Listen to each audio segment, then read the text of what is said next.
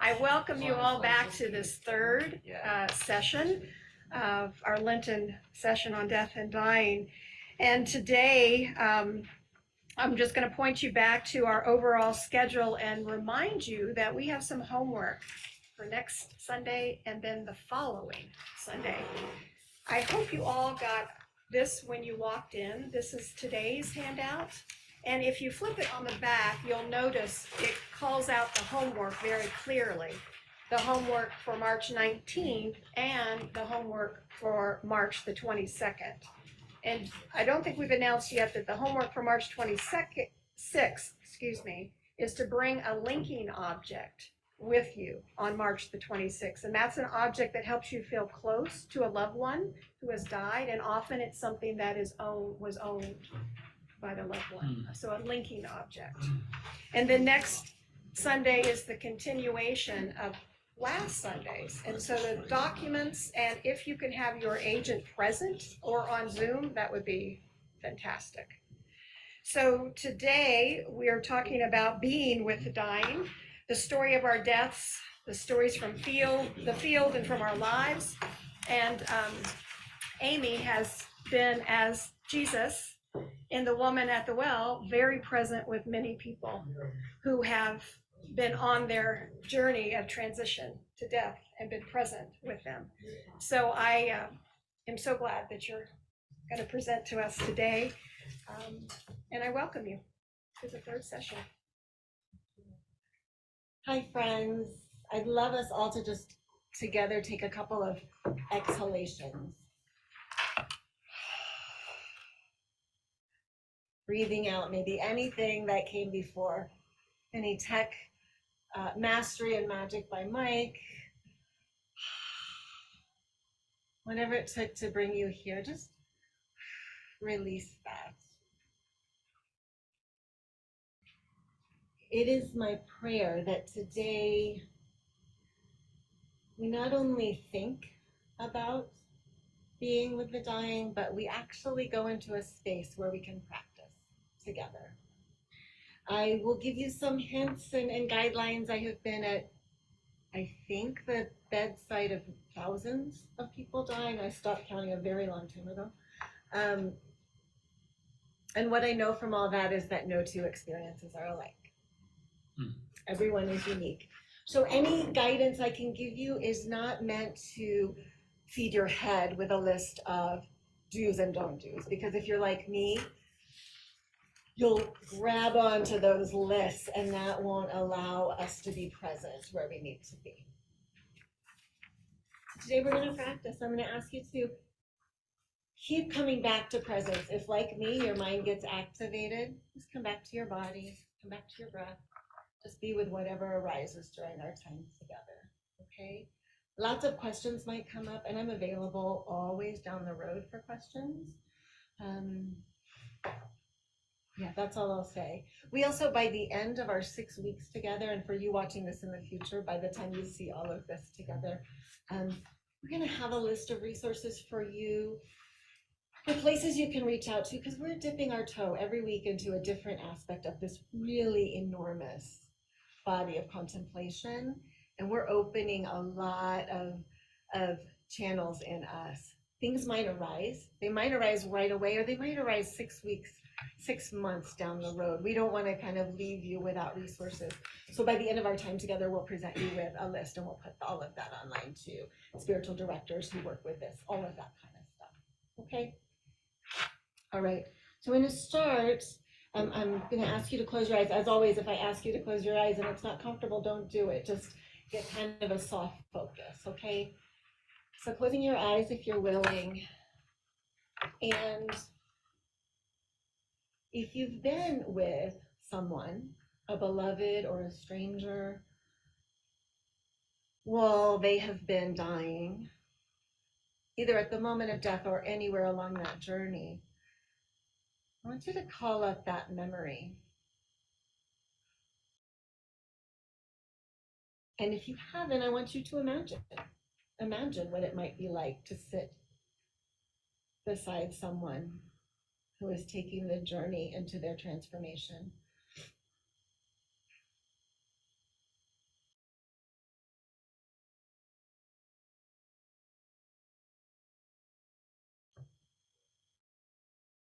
Good, and using that memory to allow yourself to feel anything that you felt or imagine you might feel. So sensations, emotions, allow them to arise, to kind of bubble up.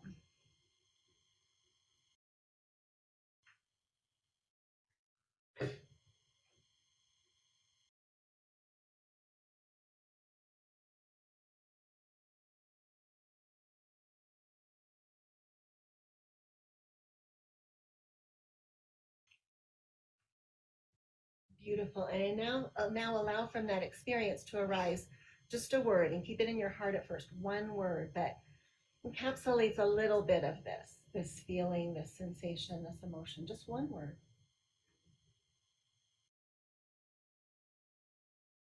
Tuck it away in your heart.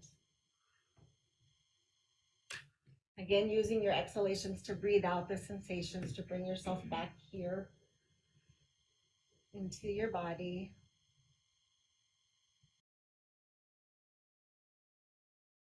Into this place and this time.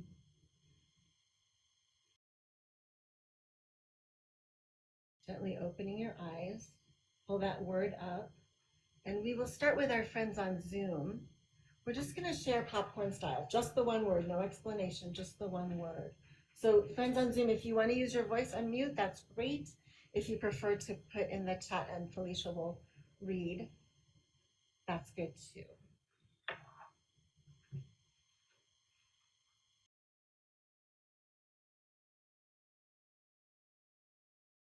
Compassion,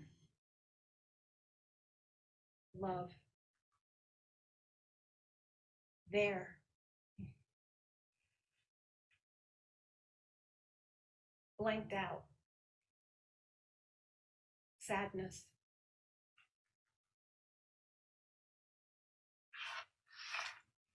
Thank you. Now here, popcorn style, just the one word. Peace.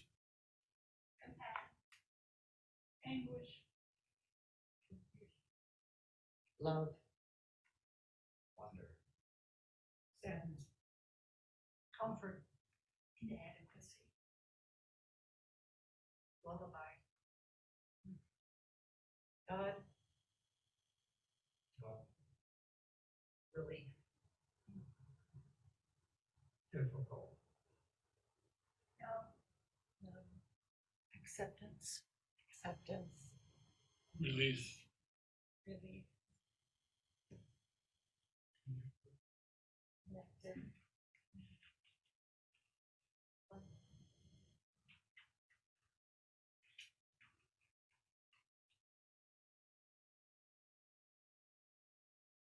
All of that, all of it can arise. All of that can arise when we sit at the bedside. Within a moment, sometimes many of those emotions. Mhm. Feeling fear, feeling inadequacy, feeling wonder, all of that is present. And that's absolutely okay. It's absolutely okay.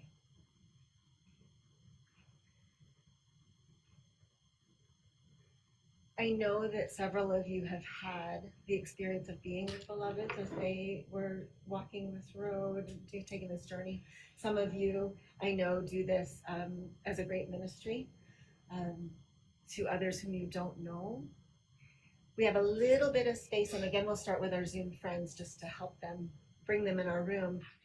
If there is an experience you want to share that you've had that just needs to be spoken, we'll take a little bit of time each person who wants to share just one bit of an experience that you've had that maybe either you want to share because it was so inspiring, or this is a spectrum. You want to share because it needs to be spoken because maybe it still troubles you. Anybody on Zoom want to share?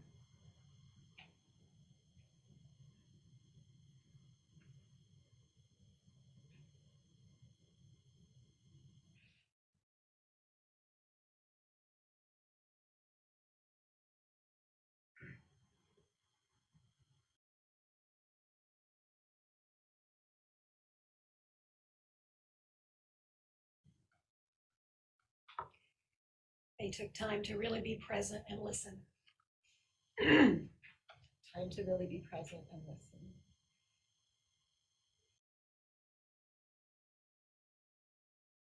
Anyone here?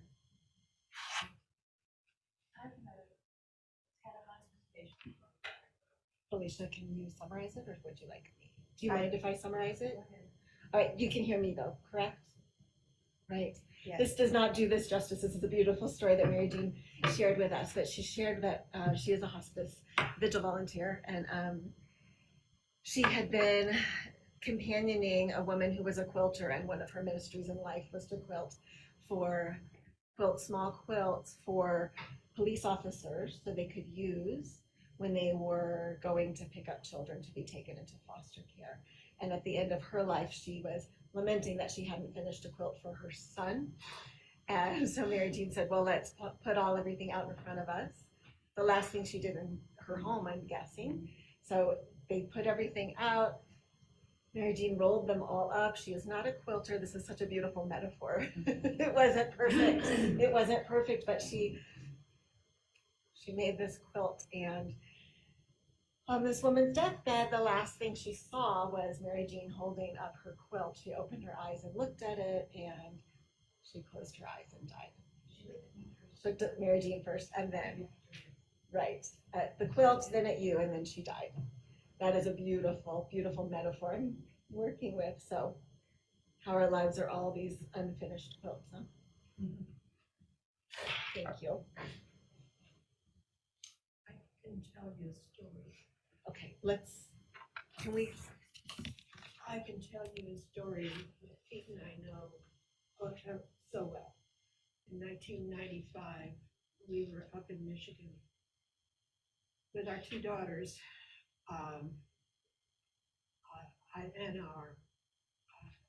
Anna's 6-month-old son, and our pregnant daughter, Chris, who was 8 months pregnant, and it was 105 degrees, and everybody was getting killed all around us into Chicago and so forth. Chris needed to go home to do Lamaze and to see a doctor. Anyway, we did not have air conditioning, and so she took Pete's truck and she went down the road. And the next thing that we knew is that she had been in a very severe accident because she blacked out. And as they had picked her up, there had been a guy who really saved her life, ultimately. And anyway, we had to go over to Green Rapids. So we did not know whether our daughter was dead, and we didn't know about the child. And so when we got to the hospital, we didn't know what was happening. So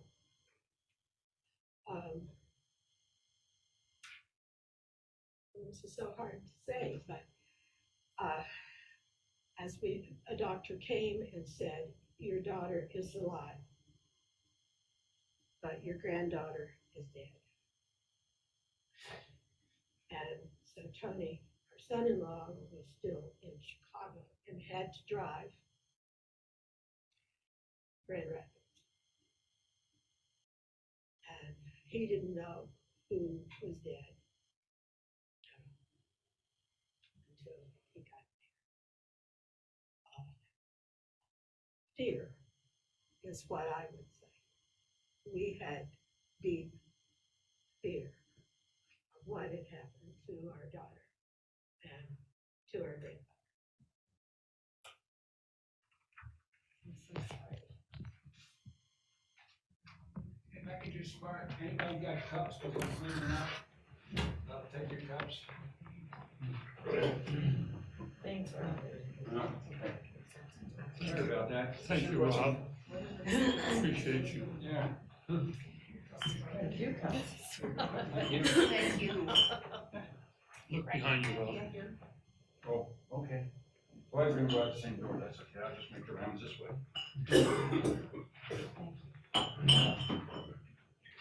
There. There you go. Well, then it's not gonna get clean. Okay, whatever.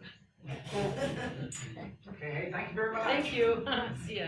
My granddaughter's up, getting anxious. Whoop, whoop, whoop, whoop, whoop. There we go. You you got it? Okay.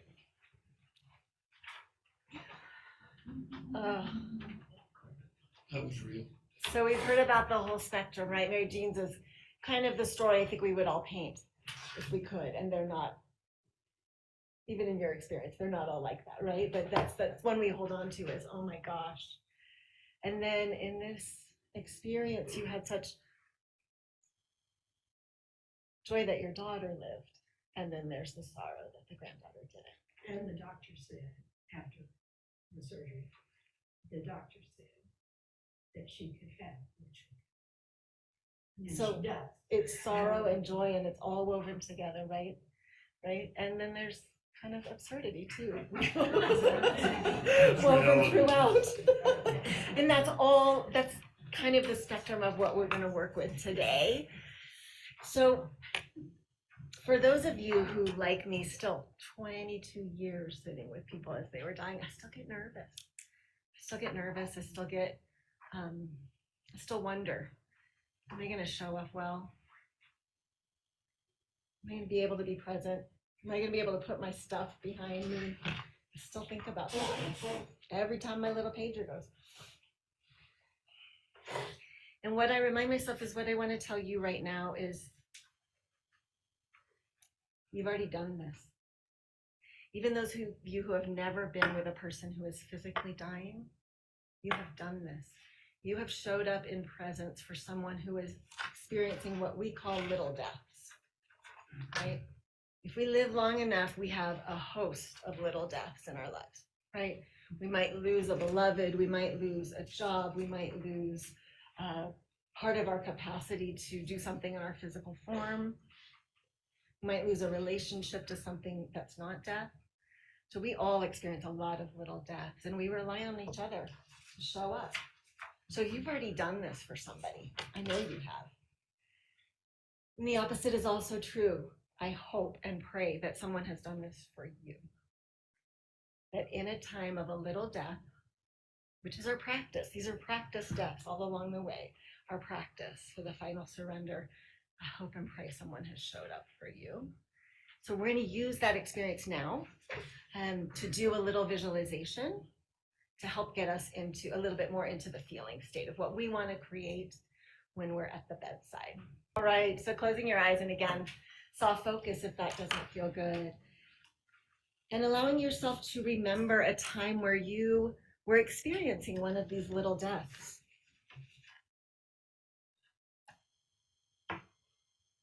Don't seek for a perfect one, just allow one to arise. It will come.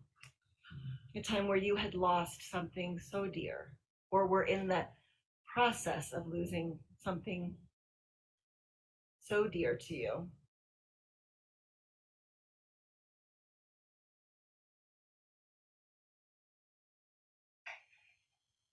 And once you have the memory, broaden your awareness to include someone who was there for you. They might have just called. They might have sat with you. Someone who is able to be present with you and companion you as you were losing this thing.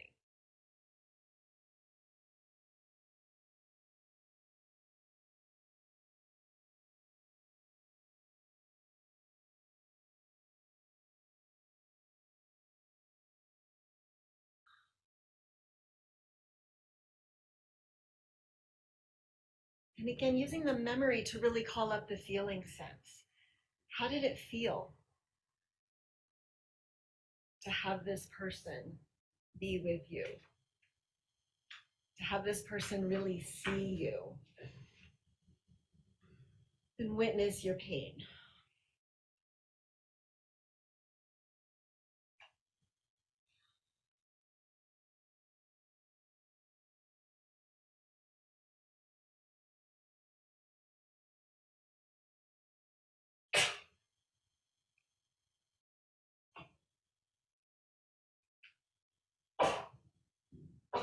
Allow yourself to feel that right now, pulling it up into your body as though you could drink a little bit of it through a straw.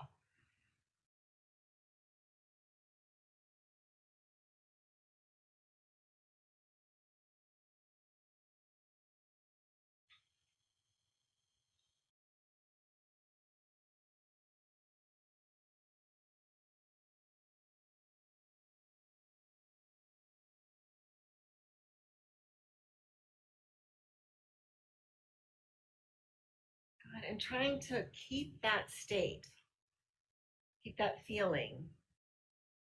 Gently open your eyes.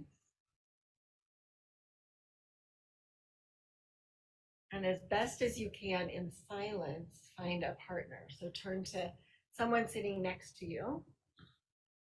And face one another if you're able to. So if you can turn your chairs, if not, it's okay.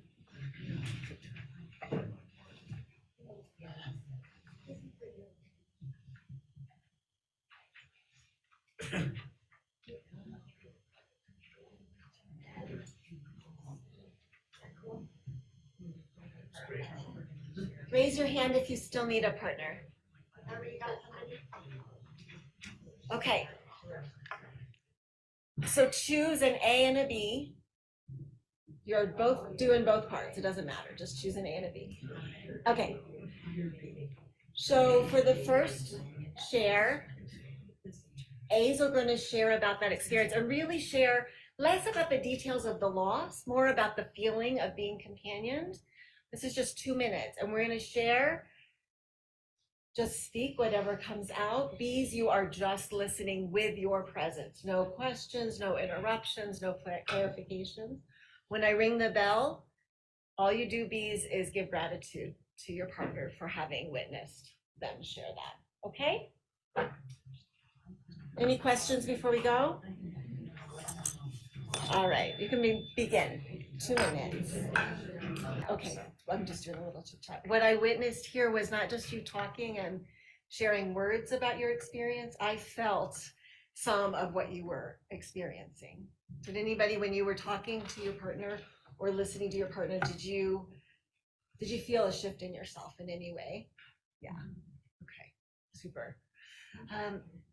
I mentioned that just to remind me more than any of you that that's what we're really working with is our feeling sense and our presence, right? And allowing ourselves to be with whatever's present, okay?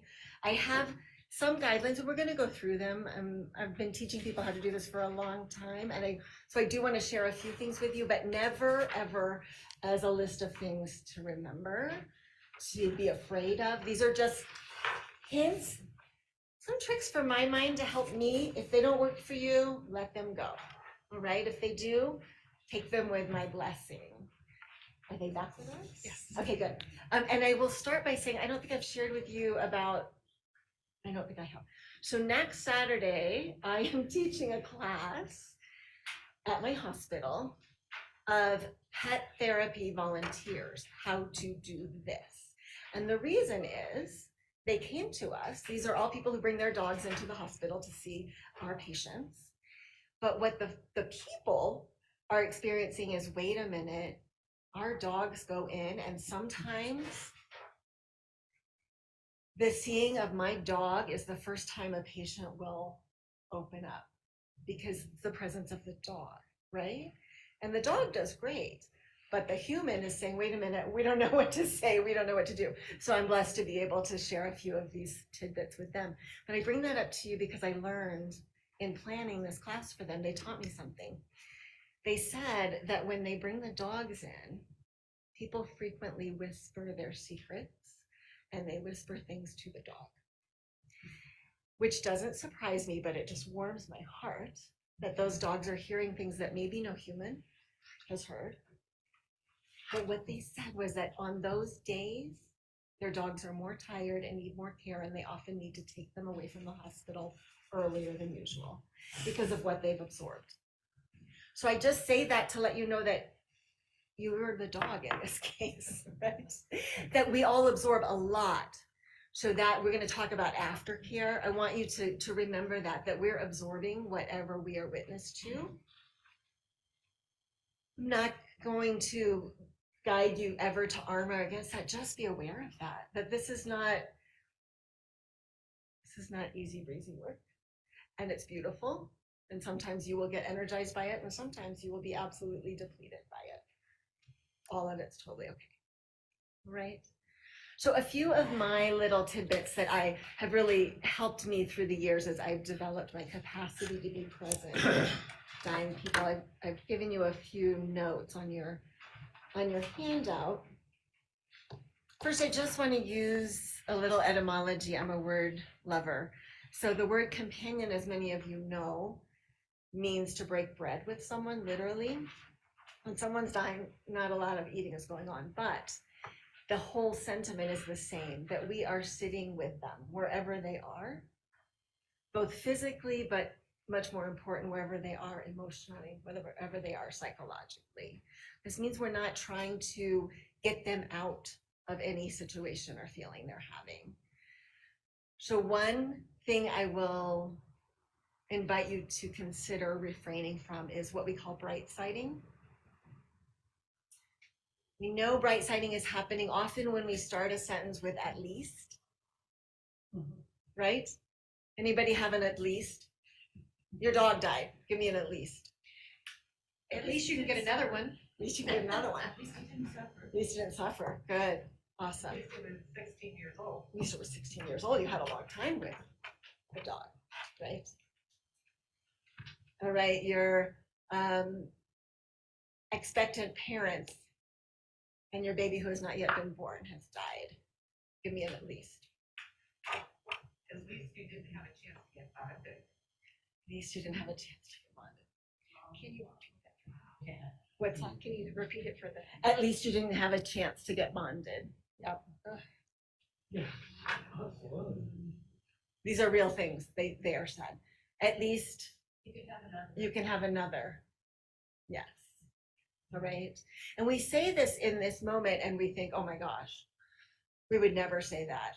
We sometimes do. And I want to say that too. Sometimes we say things that we think back later, oh my gosh, I don't want to. That's absolutely okay. We can always apologize. Always apologize. When we don't know what to say, when I don't know what to say, I often say that. I'm so sorry. I don't know what to say. Because truly, there are no words. There are no words that can make this situation different for these people. I don't know what to say. I love this next guidance piece on your sheet. You're a thermometer, not a thermostat. I just learned this in a totally different context. But when we go into this situation, we are a thermometer. We can feel what's going on. And it's important for us to notice to ourselves, wow, this feels edgy, or this feels beautiful, or literally, it's really hot in here, right? If it's something that we can change, like it's really hot and the patient needs it or the person needs it, go ahead and do that. But it's not our work to change any of the vibe. And I mention this because sometimes your companioning might be companioning those who are companioning, right? You have a good friend whose mom is dying, right? You can't change anything. You can't fix anything, but you can show up no matter how far you are in that situation of relationships. In a situation like that, the first thing that came to my mind is, gee, I'd be talking about some fun memories. I check On in. the dock at Bass Lake or whatever. Is Right. that bright sighting? You have to check in and see how they are. So let me get to the next one and I'll Okay. bring that up. Yes. So the question was, I would like to bring up memories. Is that bright sighting?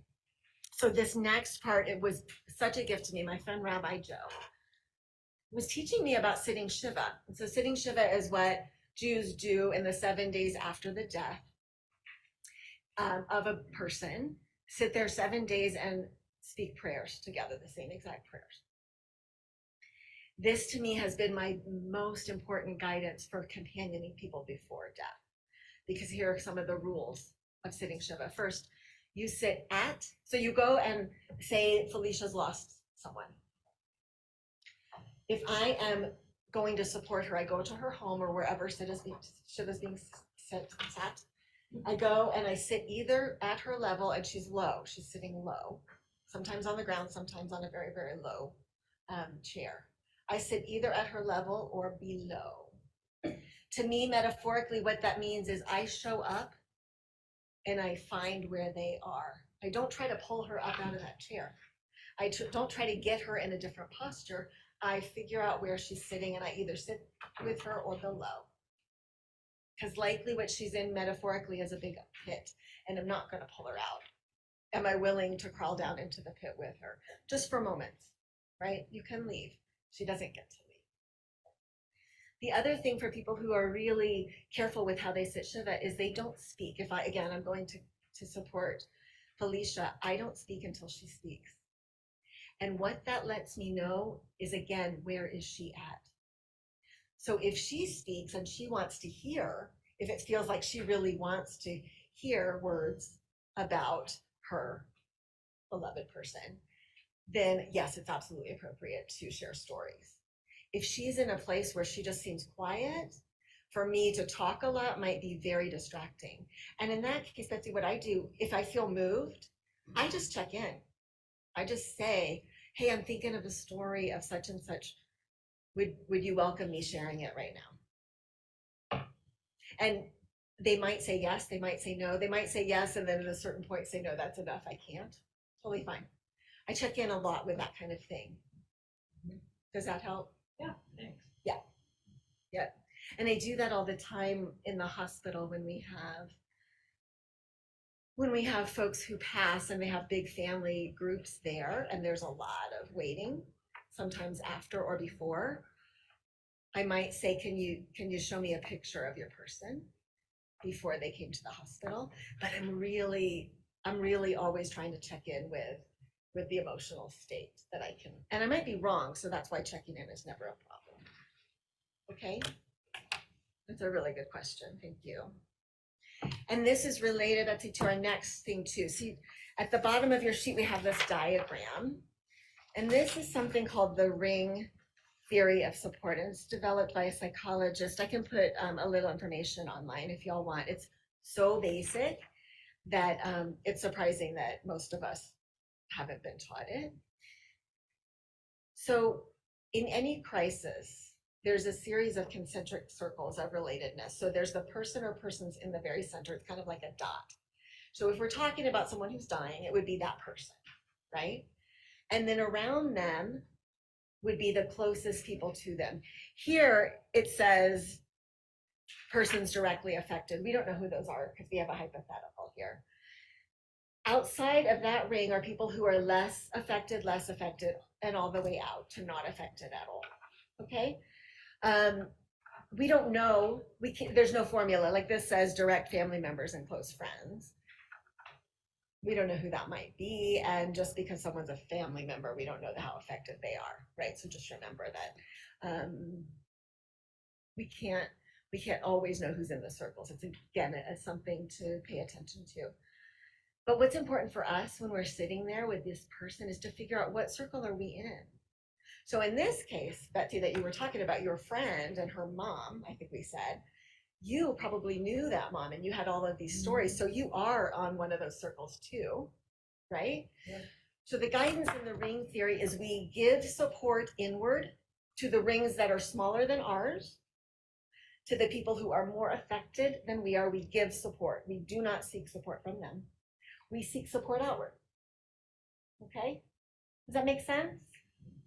And a story that this psychologist tells is of a friend of hers who was dying of breast cancer, and her husband was in the hospital and he was devastated, of course.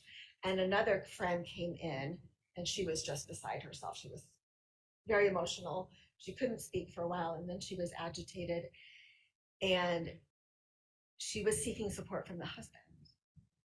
And the husband said, I'm sorry, I just can't do this right now. And she said, you don't understand, this is affecting me too. And of course it is. Of course it's affecting her, and she needs support.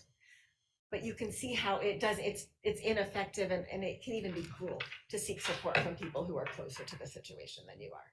This does not give you license to not seek support. I'm going to say always seek support from a bigger circle than you. Even if that support, and we'll do this in our practice today, is from the biggest circle of all, and that's God, right? So I keep this in mind all the time. I sometimes even look at when I'm in the hospital, let's say right now in my setting, I'll look and notice like there's this person who's in this circle, who's in this circle. For me, who are the caregivers? Who's the nurse who's not even in relationship with this person, but absolutely in relationship with the situation? So if you have time to kind of assess where you are, it's a good thing to do. I have a question about that. Yeah, I don't understand dump out. It sounds strange. I don't like that term either. That's why I said seek support. Well, could comfort in and You could something else out? seek comfort out. Yep. Yep. Okay. Concern, worry, fears, Process. process. Yeah. Yeah. We did this when I was in the hospital. I was a center, Ken was the next, the girls were the next. That's so. Comfort went in, fears, everything went out. So in terms of like dumping out, mean like release? Yes, you could say release. Okay. You could say release, and that there we're getting into bigger circles. So for you, that might be that I might go to my beloved Raven and seek support. But I might pray, but I might also go and talk to my beloved trees. So release to the trees, right?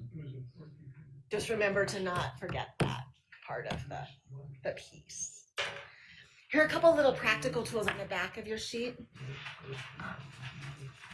What people often do when they're watching somebody, and here I'm talking about someone who is dying over time, right?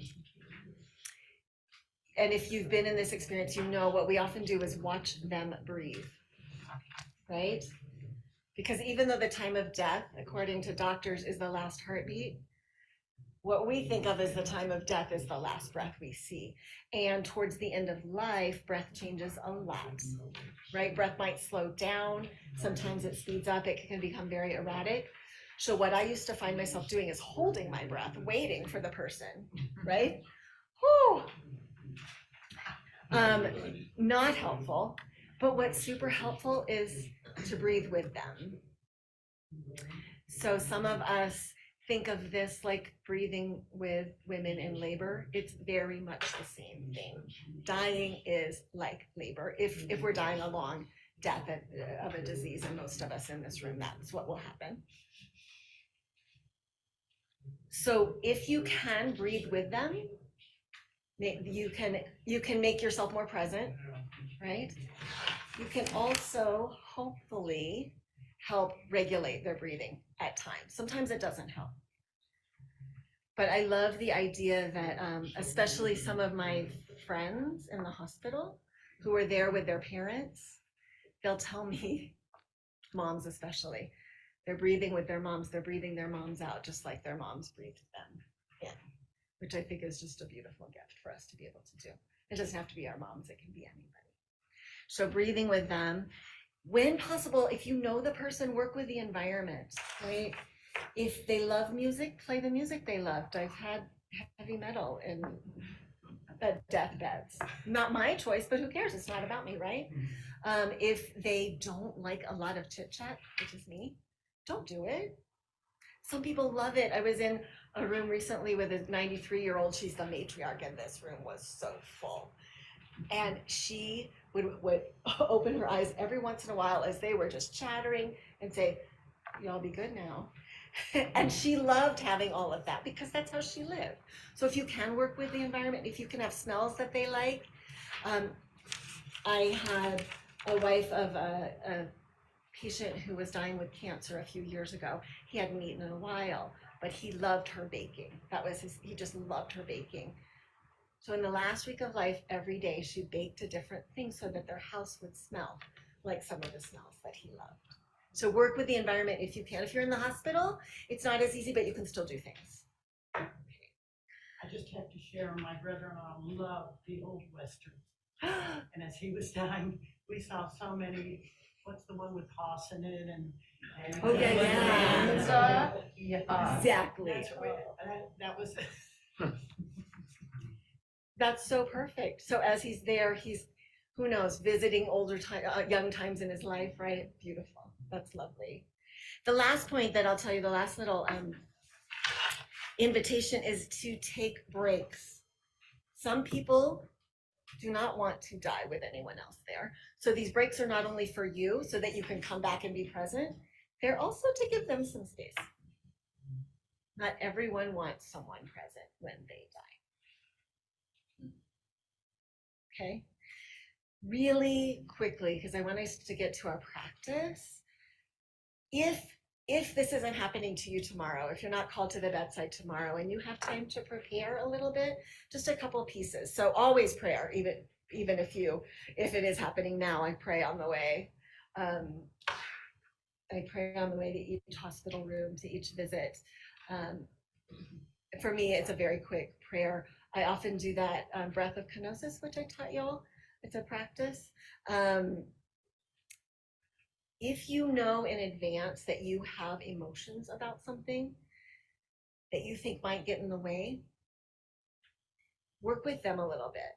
Okay, so here's the thing. I come in, yes, I'm as present as I can be, but I'm still me. I have all my stuff, right? I don't get to get rid of it. When it becomes an obstacle to me being present is when I'm not aware of it, right? So let me give a good example. Early in my hospice chaplaincy, I did not ever work for hospices that had children as patients because I had kids at the time, young kids, and I knew that I would not be present because I was automatically thinking of my kids. What if my kids were here? Now my kids are older and I've worked with a lot of that and it's totally fine. It's not fine, it's really hard, but I can be present with kiddos. So just know these facts about you. If it's really challenging for you to see someone in pain, know that. And know that you don't have to sit there and watch somebody in pain if it means you're not present. There are all kinds of ways to show up for people we love and for others. Okay, so some of us will have a lot of emotions. If you have a lot of emotions and you have time beforehand, do something with it. Talk to a buddy or sing. I love to sing loudly in my car, sing loudly in the shower. If you're a physical person, go and run or go and walk to get your emotions moving so you're not bringing them like this bag of stuff that you kind of just dump at the bedside, right? And again, no one expects you to be done with any of your stuff. We don't get done, is my opinion, until the end. But the more we're aware of what might come up for us, the more we can kind of put it on a shelf or give it over to Jesus, God, when we go into the visit and pick it up on the way out. Okay? And then I will say a few things about aftercare, same thing. Pick it up on the way out and do something with it. Talk to somebody. If this is an edgy thing for you and you know it's going to be a tricky visit or a tricky phone call, maybe already have something in place, right? Talk to a friend and say, can I call you on the other side of this? I really want to talk about this. Or do artwork. Again, singing, moving, whatever works for you. After a long stream of really intense visits, I like to cook. Whatever grounds you and kind of brings you back to yourself, make sure that you do it. Yeah. Any questions? We're going to go into practice. This is all a lot, and I've been talking a long time, and I have tools and worksheets and all kinds of things I am willing and excited to share with you in the future. But for right now, anything need to be spoken before we go into practice? Okay. All right, we are going to do a practice based on that ring theory. So if you need a little visual, pop it over to that side. And we don't have Elaine's music today, but we do have music. So after our practice, Michael will play a recording. So just like always, we're going to go into silence right now. We'll stay in silence for the rest of the time in this room, except my voice, I'm sorry. You'll hear my voice guide you. When I say amen, he'll start the music. You are welcome to stay. You are also welcome to go, but we ask that you don't speak in this space. We're going to keep in this contemplative space. Okay? All right, super. So this practice is called Circles of Care. Like many of my practices, it was developed out of desperation for a situation when I was supporting a colleague whose husband was dying. So what I want you to do is again, close your eyes or soft focus and think of something or someone who is dying right now. Again, it might be a real death. It might be one of those little deaths. Maybe a friend is going through the loss of a job or a relationship. It might be a community you know that's dying, or an institution.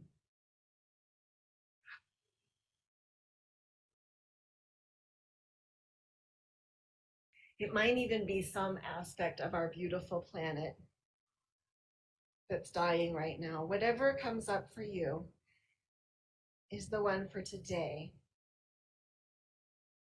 So calling to mind someone or something that is dying. That's the dot in the center. Imagining that you are in a circle outside that dot. And imagining that there is a larger circle outside of yours.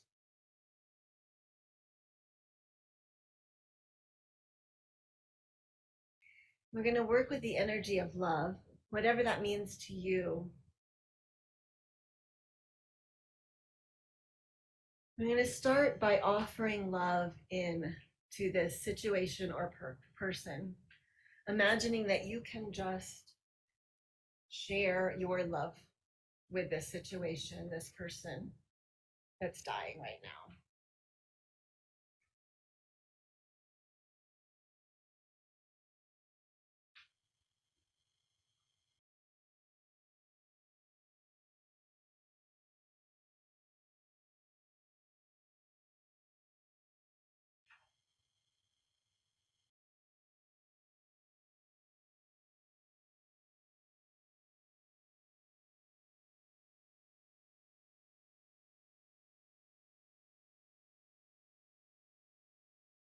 Imagining that whatever love you have in your heart, you could somehow transmit it to this situation or person.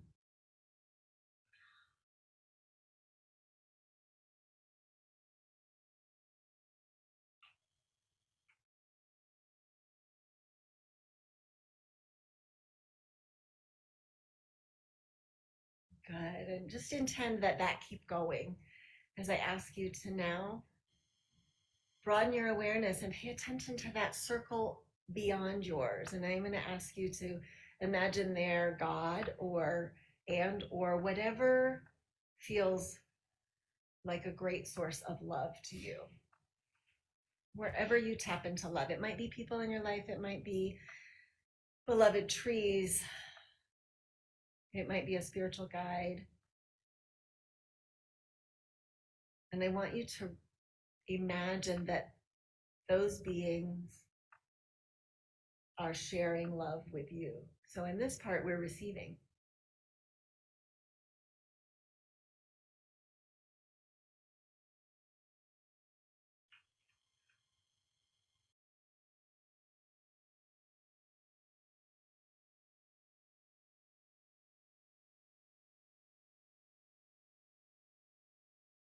Allowing yourself to rest into this love that is bigger than you.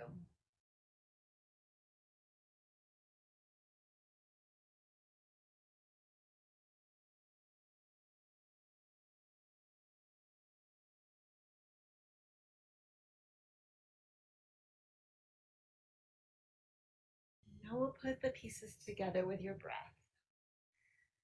So on your inhalation, imagine receiving, on your inhalation, imagine receiving love from God, from beloveds. Breathe in that love that holds you. And on your exhalation, offer it to the person or situation dying.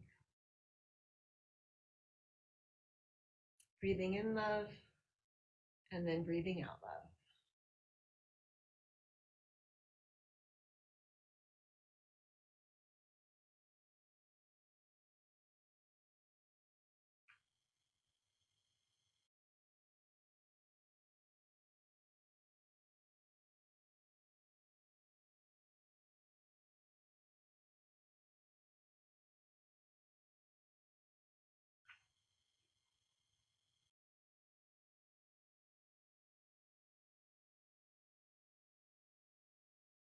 receiving the gift of love and giving the gift of love with your breath and your imagination.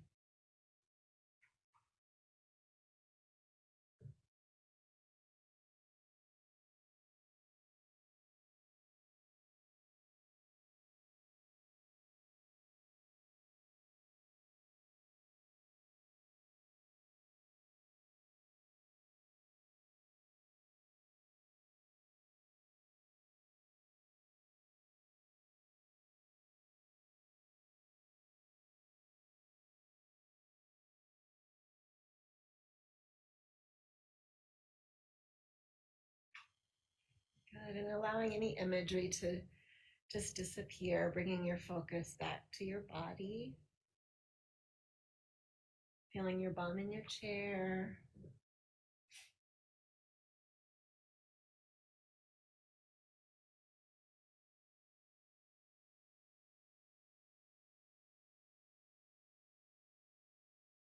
Coming back to this space and this time. When you're ready, you can gently open your eyes.